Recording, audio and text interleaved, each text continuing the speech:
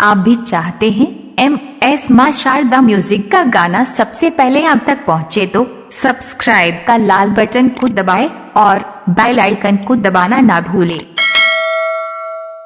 त्योहार होला कि हर घर में होला, लेकिन एगो ऐसा भी घर होला कि जहाँ छठी मैया तब पूजा ली, लेकिन वो घर में खुशियाँ ना होला।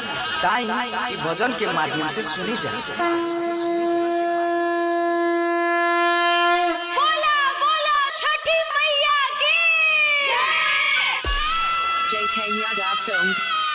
डीजे मुन्ना राजानंद चौक काली मंदिर कोठिया मोबाइल नंबर 7541012321।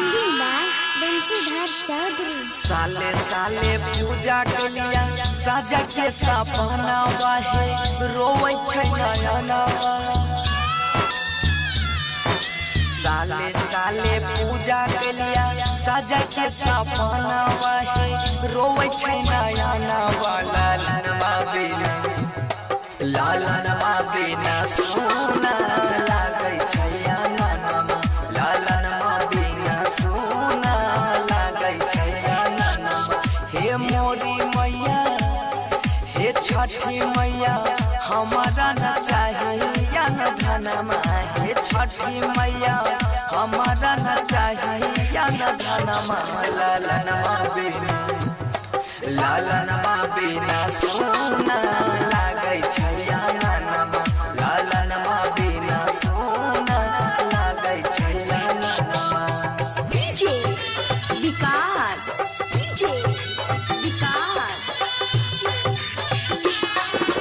मटियागला सीतामढ़ी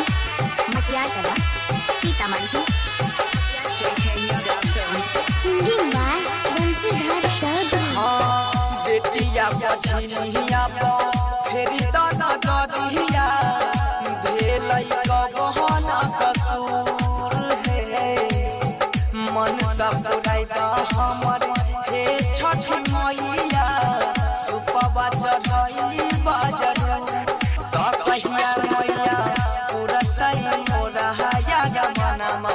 त कहिया हे डीजे मुन्ना राजानंद चौक काली मंदिर Kothiya mobile number 7541012321।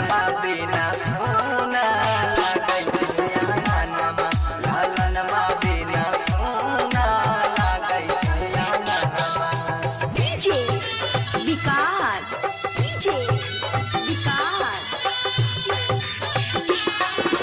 Matiagala Sitamarhi singing by Bansidhar Chaudhary. रही के उपास माई करै छिया पूजा सुनिला न दिला हवा के दुख हे। घर बाके लोग सब महारै छै ताना कहिया पैया चहारा के सुर। ता सोनू सिंह बनसी के मनिला कहनमा। ता सोनू सिंह बनसी के मनिला कहनमा। लालनमा बिना अगर आप अपने नाम से डीजे रिमिक्स बनाना चाहते हैं तो संपर्क करें डीजे मुन्ना राज को।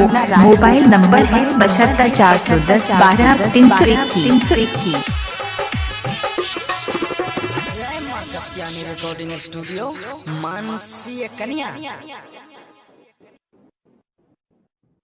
JK Yadav Films